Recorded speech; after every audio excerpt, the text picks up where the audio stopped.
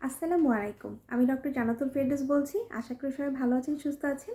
আজকে আপনাদের সাথে যে বিষয়টি নিয়ে কথা বলব সেটা হচ্ছে বাচ্চাকে আপনারা ডিম সিদ্ধ করে খাওয়াবেন নাকি পোস্ট করে খাওয়াবেন? এই বিষয় নিয়ে কথা বলব। আসলে বাচ্চাদেরকে ২ ভাবে খাওয়ানোই ভালো। এখানে এমন কিছু না যে ডিম সিদ্ধ করে বেশি ভালো না পোস্ট করে বেশি ভালো। তবে যদি ডিম পোস্ট করে খাওয়ান তাহলে ১ এর মাঝে ২ হয়ে যায়। যেমন হচ্ছে এটার বেনিফিটটা বেশি। তাহলে আমরা জানি যে ডিমের মাঝে যে ৪ টা ভিটামিন থাকে সেটা কি?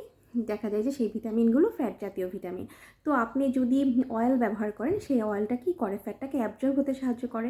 সেই ক্ষেত্রে দেখা যায় যে আপনার ডিমের পুষ্টিটাও পাচ্ছে, আবার দেখা যাচ্ছে ফ্যাটের কাজটাও হয়ে যাচ্ছে আর অ্যাবজর্ব হয়ে যাচ্ছে। তো এক কাজে দেখা যায় ২ টা হয়ে যায়।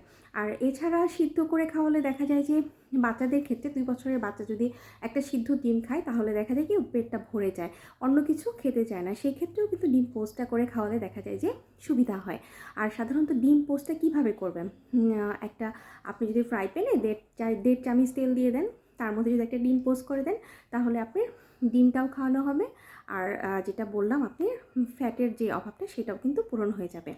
আর এরপরেও যদি কোনো বাচ্চা ডিম পোস্ট খেতে না চায় তাতেও প্রবলেম নেই। আপনারা ডিম সিদ্ধ যখন খাওয়াবেন, সেই ডিম সিদ্ধর মাঝে যদি আপনারা অল্প পরিমাণ যদি বাটার ইউজ করেন তাহলেও কিন্তু ফ্যাটটা অ্যাবজর্ব হয়ে যাবে।